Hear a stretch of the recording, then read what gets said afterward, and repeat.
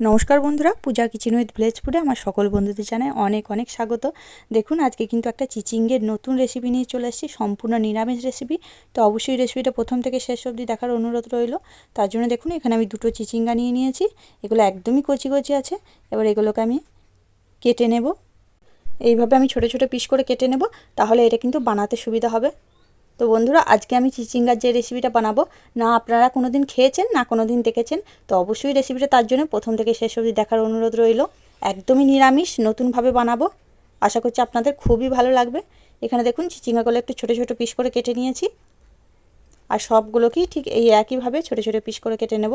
আর আমাদের এখানে কিন্তু এটাকে চিচিঙ্গাই বলে, আপনাদের ওখানে কী বলে সেটা কিন্তু কমেন্টের মাধ্যমে অবশ্যই জানিয়ে দেবেন।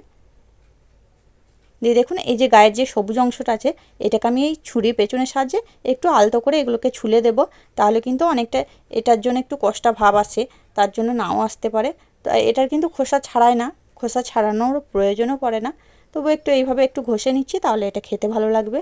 আর সবগুলোকে ঠিক এই একইভাবে গায়ের সবুজ অংশটা একটু আলতো করে আমি এইভাবে ছুলে নেব, মানে চেঁচে নেব। তাহলে এটা মানে বানাতেও ভালো লাগবে, খেতেও ভালো লাগবে। তো আজকের রেসিপিটা কিন্তু একদম সম্পূর্ণ নিরামিষভাবে খুবই অল্প সময়ের মধ্যে বানানো হয়ে যাবে, আর খেতেও কিন্তু খুবই সুন্দর হবে। ঠিক এই একইভাবে ছুলে নিয়েছি, আর এগুলোকেও একইভাবে ছুলে নিয়ে আসছি। এই দেখুন চিচিঙ্গাগুলো একইভাবে আমি ছুলে নিয়েছি। এবার এগুলোকে খুব ভালো করে পরিষ্কার করে ধুয়েও নিয়েছি।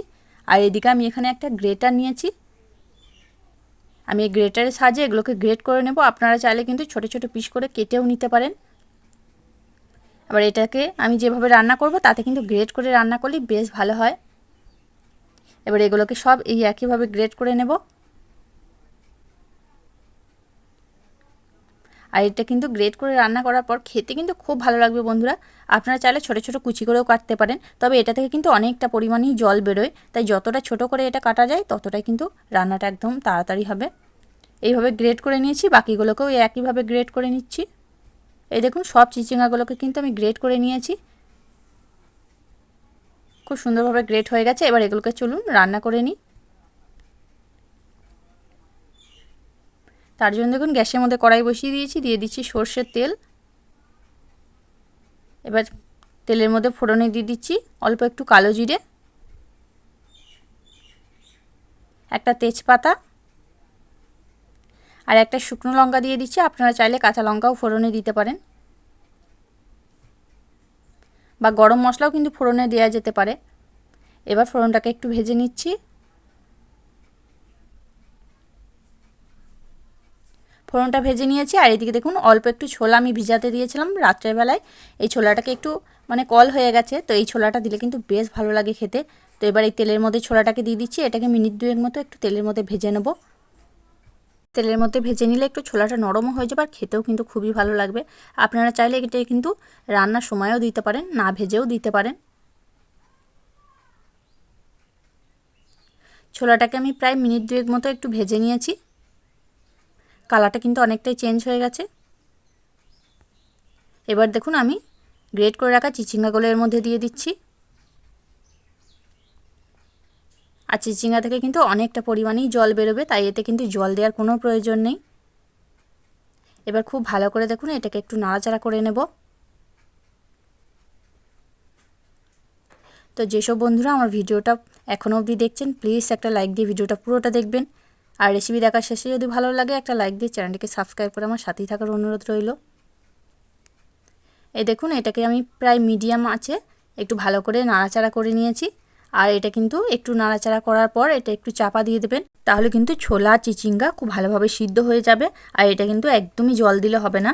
এই দেখুন জল ছাড়তে আরম্ভ করে দিয়েছি। এবার এটাকে চাপা দিয়ে আমি সিদ্ধ হতে দিচ্ছি। প্রায় 3 থেকে 4 মিনিট চাপা দিয়ে আমি সিদ্ধ হতে দিয়েছিলাম, জলটা অনেকটাই শুকিয়ে গেছে।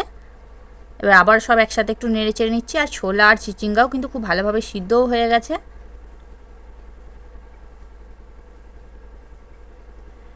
একটু নাড়াচাড়া করে নিয়েছি। এবার দিয়ে দিচ্ছি এখানে স্বাদ মতো লবণ। আর এটা কিন্তু একদমই আজকে মশলা ছাড়া বানাবো, আপনারা চাইলে কিন্তু মশলাও দিতে পারেন। এবার দিচ্ছি অল্প একটু হলুদের গুঁড়ো, আর অল্প সামান্য একটু জিরের গুঁড়ো, ব্যাস। আর কোনো আমি মশলা দেবো না। আপনারা চাইলে কিন্তু এখানে আদা, রসুন এসবও দিতে পারেন যদি খেতে ভালো লাগে। তবে এই রান্নাটা একদমই মশলা লাগে না, হলুদটা লবণটা দিতেই হয়। আর আমি অল্প একটু জিরে গুঁড়ো দিলাম, এতে খেতে ভালো লাগবে। এবার সব কিছু একসাথে একটু নেড়েচেড়ে মিশিয়ে নিচ্ছি যতক্ষণ না, এটা কিন্তু লবণ দেওয়ার পর আবার একটু জল ছাড়বে। এই যতক্ষণ না এই জলটা শুকিয়ে যাচ্ছে ততক্ষণ এটাকে কিন্তু আমি ভালো করে রান্না করে নেব। এবার দিয়ে দিচ্ছি অল্প একটু চিনি। এইভাবে রান্না করলে কিন্তু একটু চিনি দিতেই হয়, তবে খেতে ভালো লাগবে। আর একটা কাঁচা লঙ্কাকে এইভাবে আমি হাতে করে ভেঙে নিয়েছি, দিয়ে দিচ্ছি। আমি কিন্তু গুঁড়ো লঙ্কা ব্যবহার করিনি, আপনারা চাইলে গুঁড়ো লঙ্কা দিতে পারেন, তবে এটা একটু শুকনো লঙ্কার কাঁচা লঙ্কার ফ্লেভারটাই ভালো লাগে। এবার গ্যাসের ফ্লেমটা একদম লো করে দিয়ে এটাকে আবার একটু নাড়াচাড়া করে নেব। আর এদিকে দেখুন আমি আগে থাকতে একটু নারকেল কুড়ে রেখে দিয়েছিলাম, অর্ধেকটা নারকেল, তার থেকেও একটু কম আমি নারকেল কুড়ে রেখেছিলাম, সেটাকে দিয়ে দিচ্ছি। তো আজকে একদমই নতুনত্বভাবে বানাচ্ছি, তার জন্য এখানে একটু নারকেল কোড়া দিচ্ছি। খেতে কিন্তু দুর্দান্ত হয় বন্ধুরা, আমি এইভাবে অনেকবারই বানিয়ে খেয়েছি, তার জন্য ভাবলাম আপনাদের সঙ্গে আজকে রেসিপিটা শেয়ার করি। তো যদি হাতের কাছে নারকেল থাকে অবশ্যই দেবেন, খুব ভালো লাগে খেতে। নারকেলটা দিয়েও এবার ভালো করে এটাকে প্রায় মিনিট 3 ধরে একটু নাড়াচাড়া করে নেব, যাতে এই নারকেলটাও কিন্তু ভালোভাবে সিদ্ধ হয়ে যায়। এই দেখুন নারকেলটা দিয়েও আমি ভালোভাবে নাড়াচাড়া করে নিয়েছি। এবার এখানে দিয়ে দিচ্ছি আমি ঘি। তো আপনাদের যদি ঘিয়ের ফ্লেভার ভালো লাগে তো অবশ্যই দেবেন বন্ধুরা, দুর্দান্ত হবে খেতে। 2 চামচ মতো ঘি দিয়ে দিয়েছি। ঘিটা দিয়ে আবার একটু ভালো করে মিশিয়ে নিচ্ছি। তো আজকে যেভাবে রান্নাটা করছি এইভাবে একবার বাড়িতে বানিয়ে দেখবেন বন্ধুরা, এক থালা ভাত কিন্তু অনায়াসে এই রেসিপি দিয়ে খাওয়া হয়ে যাবে। এবার নামানোর আগে দিচ্ছি অল্প একটু গরম মশলার গুঁড়ো। আপনারা যদি ফোড়নে গোটা গরম মশলা দেন তাহলে কিন্তু এখানে আর গুঁড়ো গরম মশলাটা দেওয়ার প্রয়োজন পড়বে না। দিয়ে গরম মশলাটা দিয়েও একটু নাড়াচাড়া করে নিচ্ছি। তো এটা কিন্তু আর বেশিক্ষণ রান্না করার প্রয়োজন নেই, আমার রান্নাটা হয়ে গেছে। এবার এটাকে নামিয়ে নিচ্ছি, তারপরে এসে আপনাদের দেখাচ্ছি। এই দেখুন আমার রান্নাটা হয়ে গেছে, আমি নামিয়ে নিয়ে চলে এসেছি। দেখলেন তো কত অল্প সময়ের মধ্যে একটা নতুন রেসিপি দেখালাম। তাহলে বন্ধুরা আজকের কিন্তু রেসিপিটা অবশ্যই বাড়িতে বানাবেন আর আমাকে কমেন্টে বলবেন কেমন হয়েছিল। দুর্দান্ত হবে বন্ধুরা খেতে, যারা এটা পছন্দ করে না তারাও কিন্তু চেয়ে চেয়ে খাবে। গরম গরম ভাতে কিন্তু খেতে খুব ভালো লাগবে। তো আপনারা অবশ্যই একবার বাড়িতে বানাবেন আর আমাকে কমেন্টে বলবেন কেমন হয়েছিল। তাহলে আজকের আমার এই রেসিপিটা আপনাদের কাছে কেমন লাগলো সেটা কিন্তু অবশ্যই কমেন্টের মাধ্যমে জানিয়ে দেবেন। দেখে যদি একটু ভালো লেগে থাকে, আপনি যদি নতুন বন্ধু হয়ে থাকেন, একটা লাইক দিয়ে চ্যানেলটাকে সাবস্ক্রাইব করে আমার সাথেই থাকার অনুরোধ রইল। পরবর্তী ভিডিওর নোটিফিকেশনগুলো যাতে সহজেই পেতে পারেন তার জন্য পাশে থাকা বেল আইকনটি বাজিয়ে অল অপশনটি অন করে দেবেন। তাহলে আজকের মতো এখানে আবারও ফিরে আসছি অন্য কোনো দিন অন্য একটা রেসিপি নিয়ে। ততক্ষণ আপনারা ভালো থাকবেন, সুস্থ থাকবেন। ধন্যবাদ।